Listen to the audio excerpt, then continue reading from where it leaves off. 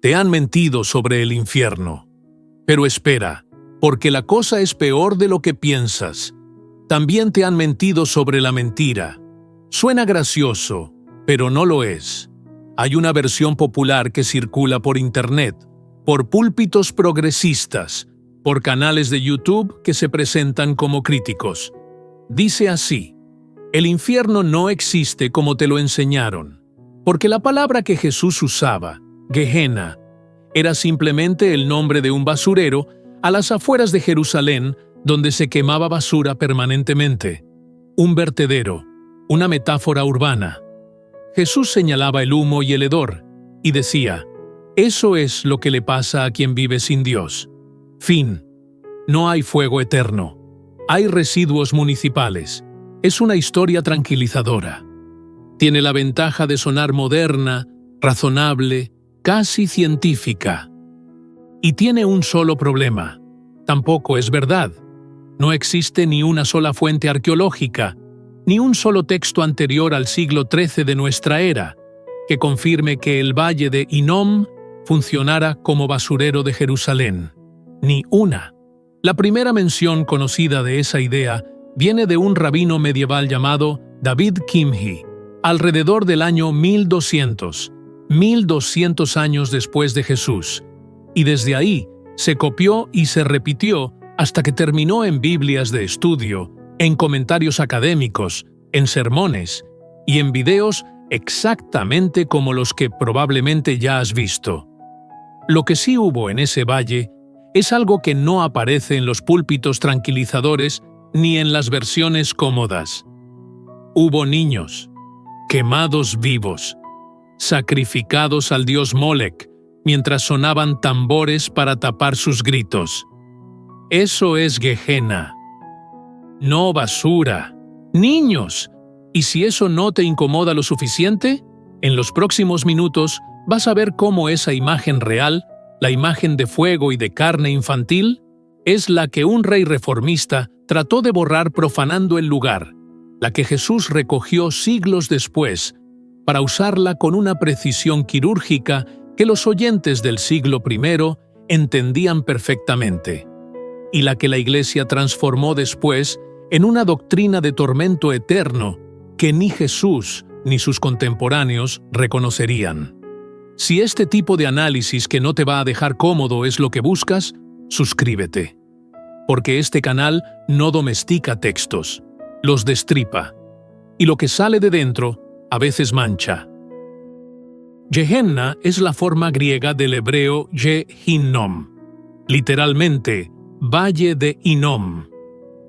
El nombre probablemente viene de un propietario antiguo del terreno, un hombre llamado Hinnom, o Ben-Hinnom, hijo de Hinnom, del que no se sabe prácticamente nada, excepto que su nombre quedó pegado a un barranco estrecho al sur y al suroeste de Jerusalén. La primera aparición del término en la Biblia es puramente geográfica. En Josué 15:8, el valle marca la frontera entre las tribus de Judá y Benjamín.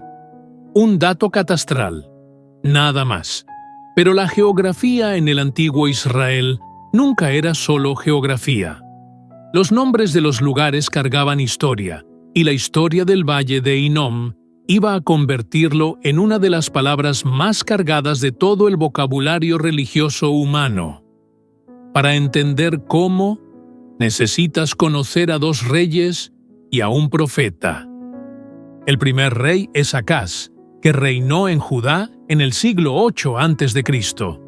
Segundo libro de Crónicas, capítulo 28, versículo 3. Acaz quemó a sus hijos en el fuego en el valle de Ben-Hinnom, siguiendo las prácticas abominables de las naciones que el Señor había expulsado. El texto hebreo no usa eufemismos. El verbo es ba'ar, quemar, hacer arder.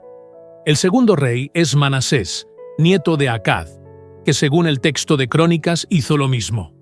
Pasó a sus hijos por el fuego en el valle de Ben-Hinnom.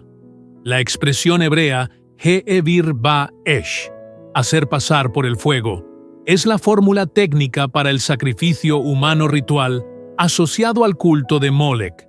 una divinidad cananea que exigía ofrenda infantil. El mecanismo exacto del sacrificio ha sido debatido por los arqueólogos durante décadas. Algunas fuentes rabínicas describen un ídolo de bronce con brazos extendidos calentados al rojo vivo, sobre los que se colocaba al niño. Otras describen una hoguera directa. Lo que no está en debate es que ocurrió, y que el valle de Hinnom fue su localización. El nombre Tofet, que designaba el lugar específico dentro del valle donde se realizaban los sacrificios, tiene una etimología que los rabinos vincularon con Tof, tambor. La tradición explica que se tocaban tambores y timbales durante el sacrificio para que los gritos de los niños no fueran escuchados por sus padres o por la población cercana. Eso es lo que el valle de Hinnom significaba en la memoria colectiva de Israel. No residuos urbanos, no basura doméstica, un lugar donde sonaban tambores para tapar el llanto de niños ardiendo. Y entonces llegó Josías. Josías es uno de los personajes más extraños del Antiguo Testamento, y no recibe ni una fracción de la atención que merece. Subió al trono de Judá con 8 años. 8. Un niño gobernando un reino en crisis religiosa.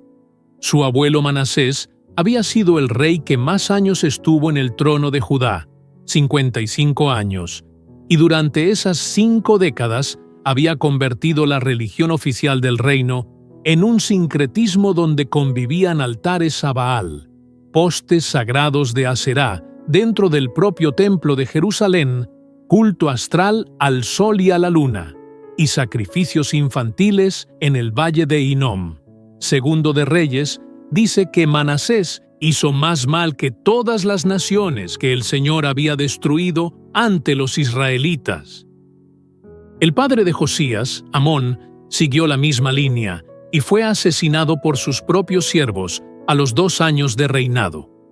Josías crece en ese contexto y a los 16 años, según Crónicas, comienza a buscar al Dios de David. A los 20 comienza a purgar Judá. Pero el momento decisivo llega en el año 18 de su reinado, cuando durante las obras de restauración del templo, el sumo sacerdote Hilquías encuentra un rollo perdido, el libro de la ley, probablemente el Deuteronomio o una versión de él. Cuando se lo leen a Josías, el rey se rasga las vestiduras. La expresión hebrea karabegadau es el gesto ritual de duelo y horror absoluto. Josías escucha lo que la ley exige y comprende que su nación lleva décadas en violación total del pacto con Dios. Lo que hace a continuación es una de las reformas religiosas más violentas registradas en el texto bíblico. Segundo de Reyes, capítulo 23, registra una lista de destrucciones que parece no terminar. Josías saca del templo todos los objetos dedicados a Baal y a Aserá, y los quema en el valle del Cedrón. Destruye los altares que sus predecesores habían construido. Demuele los lugares altos en todo el territorio. Destierra a los sacerdotes idólatras. Elimina a los nigromantes y adivinos. Quema los carros dedicados al culto solar. Pero hay un acto específico que nos interesa. Versículo 10. Josías profanó el Tofet, que está en el valle de Ben Hinnom, para que nadie hiciera pasar a su hijo o a su hija por el fuego en honor a Molec.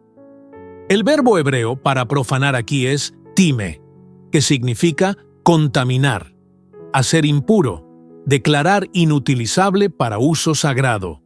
Lo que Josías hizo fue deliberado y calculado. No simplemente destruyó el altar de sacrificio, sino que contaminó el terreno de tal manera que no pudiera volver a usarse con fines rituales.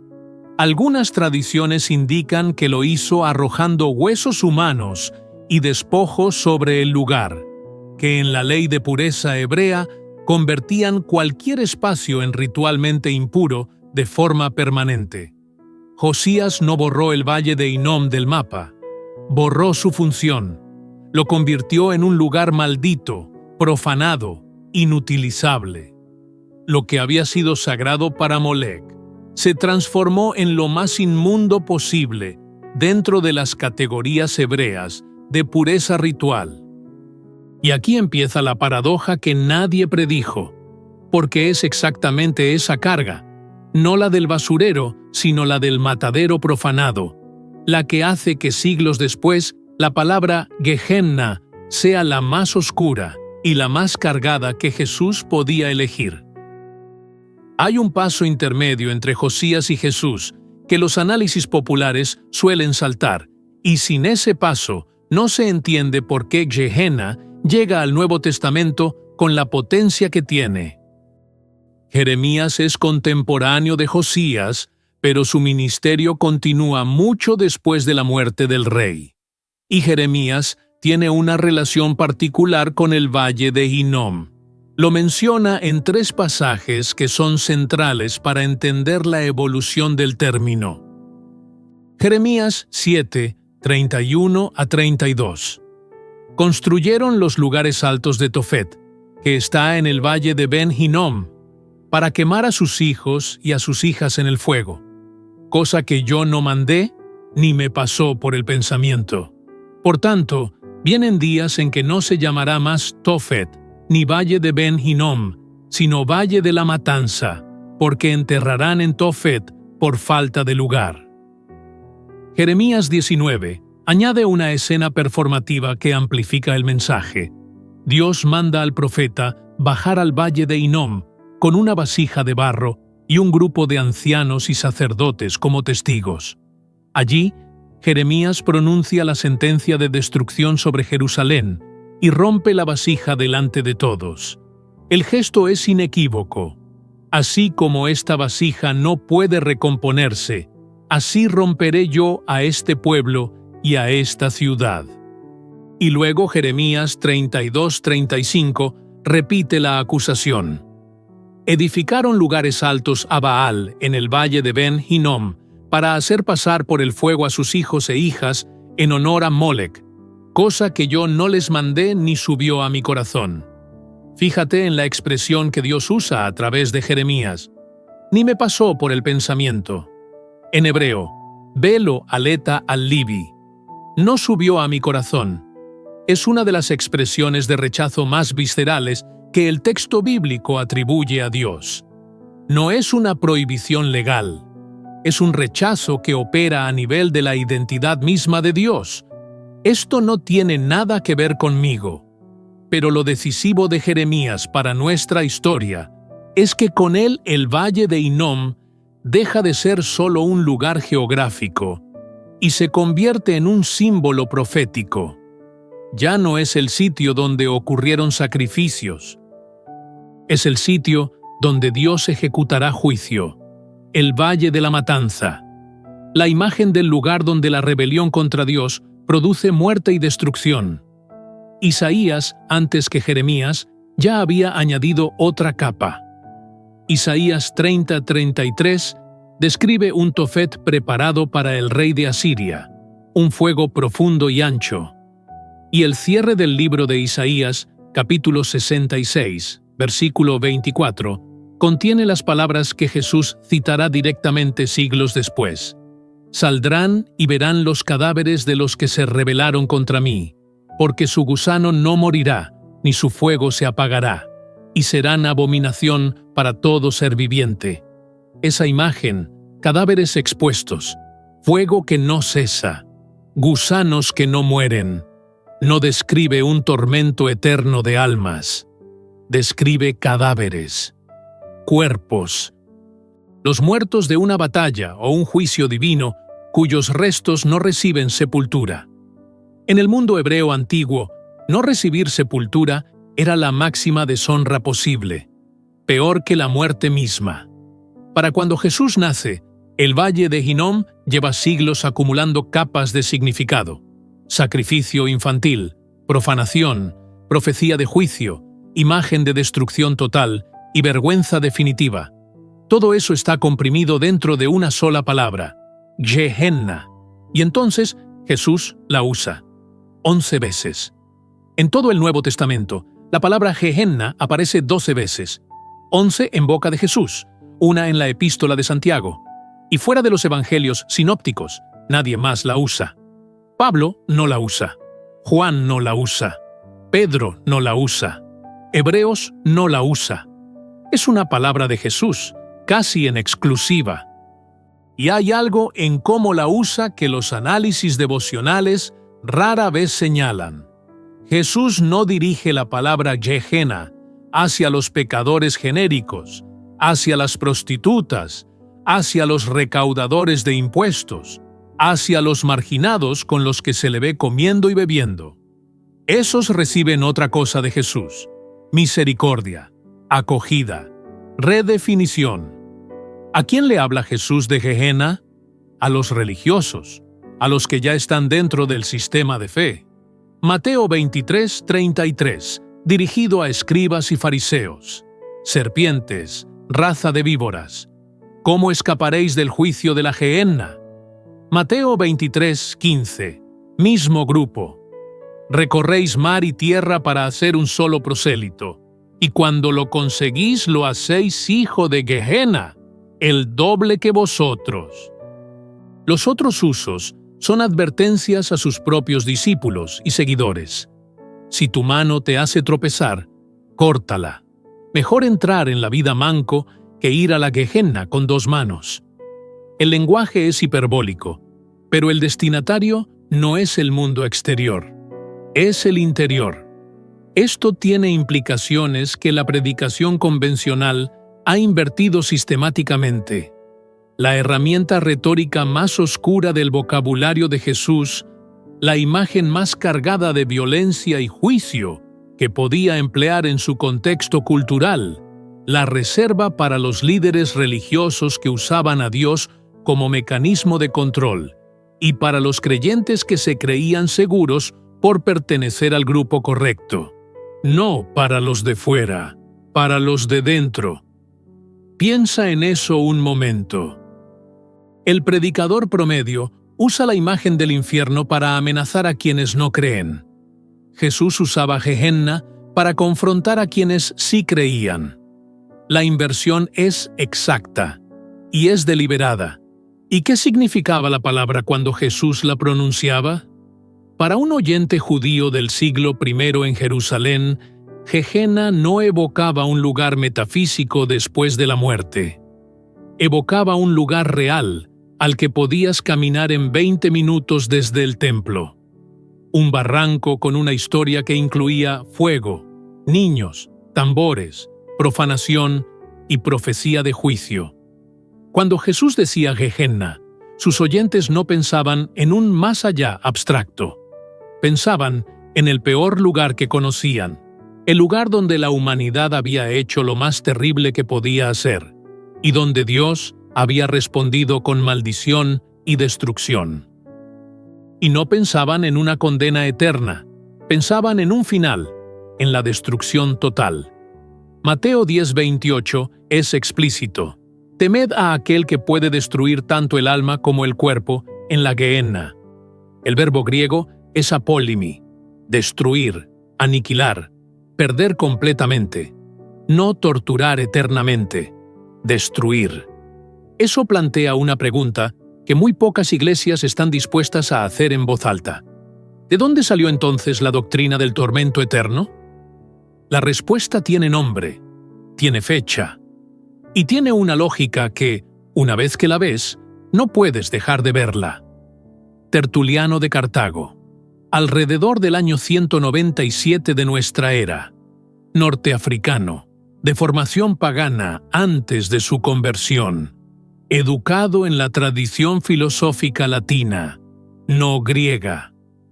Ese detalle importa más de lo que parece. Tertuliano es el primer escritor cristiano que desarrolla de manera explícita la doctrina del tormento eterno en el fuego. En su Apologético, escrito hacia finales del siglo II, afirma que los impíos serán castigados en fuego igualmente sin fin, y que tendrán de la naturaleza misma de ese fuego divino un suministro de incorruptibilidad. La lógica es circular pero efectiva. El fuego es eterno. Los condenados no pueden morir en él, porque el propio fuego los sostiene vivos para seguir sufriendo. Pero hay un dato que la mayoría de los análisis sobre Tertuliano omiten y que para este canal es central. Tertuliano no basó su doctrina del alma inmortal en las escrituras hebreas ni en los evangelios. La basó en Platón. Él mismo lo admite en sus escritos, cuando cita al filósofo griego para respaldar la idea de que toda alma es inmortal. El concepto de que el alma humana no puede morir, que es la base necesaria para que el tormento eterno sea posible, no viene de la tradición hebrea. Viene de la filosofía griega pagana. En la tradición hebrea del Antiguo Testamento, la palabra nefesh, que se traduce como alma, no designa una entidad inmortal separable del cuerpo. Designa al ser vivo completo. Cuando Génesis dice que el hombre se convirtió en nefesh hayá, alma viviente, no está describiendo un cuerpo que recibe un alma dentro. Está describiendo al ser humano entero como unidad. Y esa nefesh puede morir. Ezequiel 18:20 lo dice sin ambigüedad. El alma que peque, esa morirá. En hebreo, ha-nefesh, ha-jotet, hi-tamut. Lo que Tertuliano hizo fue injertar un concepto filosófico griego, el alma inmortal de Platón, en un marco teológico hebreo que no lo contenía. Y sobre esa base construyó una doctrina que necesitaba un lugar donde esas almas inmortales fueran castigadas por la eternidad. Gehenna, que en boca de Jesús era una imagen de destrucción final, se transformó en un lugar de tormento sin fin. Y aquí viene el dato que cierra la estructura. De las 6 escuelas teológicas conocidas en los primeros 5 siglos del cristianismo, solo una enseñó el tormento eterno, la escuela de Cartago, donde se formaron Tertuliano, Cipriano y después Agustín. Las escuelas de Alejandría y Cesarea enseñaban restauración universal siguiendo a Orígenes. Antioquía y Edesa enseñaban restauración universal siguiendo a Gregorio de Nisa. La escuela de Éfeso enseñaba aniquilación. Las 5 escuelas del Mediterráneo oriental, las que hablaban griego como lengua nativa, las que leían el Nuevo Testamento en su idioma original, no enseñaban tormento eterno. La única que lo enseñaba hablaba latín. Leía las escrituras en traducción, y su base filosófica era Platón, no los profetas. Fue Agustín de Hipona, alumno intelectual de esa misma tradición cartaginesa, quien en el siglo V le dio a la doctrina del tormento eterno el peso teológico y la formulación sistemática que la convirtió en ortodoxia occidental. En la ciudad de Dios, Agustín se refiere a quienes rechazaban el tormento eterno como personas de corazón tierno que se dejaban llevar por sus sentimientos en lugar de por las escrituras. La ironía es que Agustín mismo venía del maniqueísmo, una religión que tomaba su dualismo escatológico del zoroastrismo persa. Lo que se presentó como ortodoxia bíblica tenía raíces en tradiciones paganas que habían entrado por la puerta de la filosofía. El infierno que conoces, el de fuego eterno, el de tormento sin fin, el que se usa para aterrorizar niños en catequesis y para amenazar adultos desde púlpitos, no viene de Jesús, no viene de los profetas, no viene del texto hebreo. Viene de un abogado romano converso que citaba a Platón y de un exmaniqueo que convirtió esa idea en doctrina oficial porque la alternativa le parecía demasiado blanda. Ese es el mecanismo. Y funciona exactamente igual que lo que Josías intentó desmontar en el valle de Hinnom. Alguien toma algo que pertenece a otra tradición, lo reviste de lenguaje sagrado y lo instala como si siempre hubiera estado ahí. Hay 3 capas de distorsión, y ninguna te deja cómodo. La primera, la Iglesia tomó la imagen de Gehenna, que en boca de Jesús era una advertencia de destrucción dirigida a los religiosos, y la convirtió en una amenaza de tormento eterno dirigida a los de fuera. La inversión del destinatario es total. La segunda, los predicadores modernos que intentaron corregir esa distorsión fabricaron la historia del basurero municipal, una versión limpia, higiénica, razonable, que elimina lo que de verdad hubo en ese valle: niños quemados vivos. Reemplazaron una mentira con otra mentira más presentable. La tercera, la base filosófica de todo el sistema, la idea de que el alma no puede morir y por tanto necesita un lugar donde sufrir eternamente, no es hebrea ni es de Jesús. Es de Platón, un filósofo pagano griego. La doctrina que más miedo ha producido en la historia del cristianismo tiene su origen en una tradición que el propio cristianismo declaró pagana. 3 capas, 3 domesticaciones superpuestas. Y debajo de todas, cuando las retiras, queda algo más incómodo que cualquiera de ellas. Queda un valle real con una historia real. Queda un rey de 8 años que creció rodeado de ídolos y decidió romperlos todos. Queda un profeta que rompió una vasija de barro delante de los ancianos y les dijo que así iba a romperse su nación. Y queda un predicador galileo que siglos después, caminando por Jerusalén, señaló hacia ese barranco y les dijo a los hombres más religiosos de su época: eso es lo que produce vuestra religión cuando se convierte en mecanismo de poder. No la destrucción de los paganos, la vuestra. Gehenna no era un sermón sobre el más allá, era un espejo sobre el más acá. Y el espejo sigue funcionando. Porque cada vez que alguien usa el miedo al infierno para controlar a otro, está haciendo exactamente lo que los sacerdotes de Molec hacían en el Tofet, sacrificando a alguien en el fuego para mantener un sistema que le da poder. Si esa frase te parece excesiva, no necesitas estar de acuerdo conmigo. Necesitas ir al texto y verificarlo tú mismo. Porque eso es lo que hacemos aquí. Destripamos textos. No los domesticamos. Y si este análisis te hizo ver una palabra que has escuchado toda tu vida como si fuera la primera vez, hay más de dónde vino este. Suscríbete. El próximo video va a ser lo mismo con otra palabra que crees que conoces. No la conoces. Hasta el próximo capítulo.